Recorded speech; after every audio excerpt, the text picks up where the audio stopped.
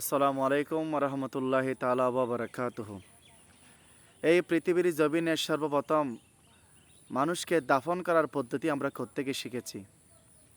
রসুল করিম সাল্লাল্লাহু আলাইহি ওয়াসাল্লামের হাদিস পর্যালোচনা করলে দেখা যায়, যখন হযরত সৈয়দনা আদম সফিউল্লাহ আলাইহিস সালাতু ওয়াসসালামের পুত্র কাবিল যখন হাবিলকে হত্যা করেন, হত্যা করার পরে 40 দিন পর্যন্ত তার লাশটিকে কাঁধে করে নিয়ে আনাচে কানাচে ঘুরে বেড়ায়, মতান্তরে 1 বছর পর্যন্ত ঘুরে বেড়ায়।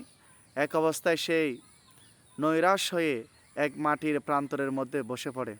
ওই অবস্থার মধ্যে আল্লাহর হুকুমে দুইটি কাক একটি অপরটির সাথে ঝগড়ায় লিপ্ত হলো।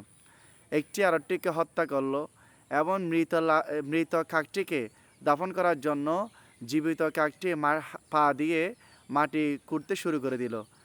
যখন একটি গর্ত তৈরি হয়ে গেল, তো গর্ত তৈরি হওয়ার পরে মৃত কাকটিকে জীবিত কাকটি ফুঁতে ফেললো এবং উপরে মাটি চাপা দিয়ে দিল। এই দৃশ্য দেখে কাবিল বলতেছেন, আমার অন্তরের মধ্যে, আমার হৃদয়ের মধ্যে একটি কাকের মতো জ্ঞান নেই। সেই ওই অবস্থা দেখার পরে একটি গর্ত খনন করলেন, এরপরে হাবিলের লাশটিকে সেখানে দাফন করলেন। সর্বপ্রথম কাকের মাধ্যমে আল্লাহ পাক রব্বুল ইজ্জত মানুষকে দাফন করার পদ্ধতি শিক্ষা দিয়েছেন। আল্লাহ পাক রব্বুল ইজ্জত মানুষের দাফনের পদ্ধতি শিক্ষা দিয়েছেন।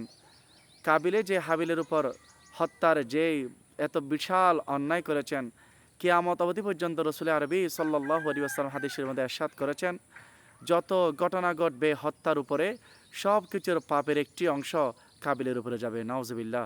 আল্লাহ পাক আমাদেরকে এরকম নেককারজনক গুনাহে কবিরা এরকম কাজ থেকে আমাদের থেকে হেফাজত করুক।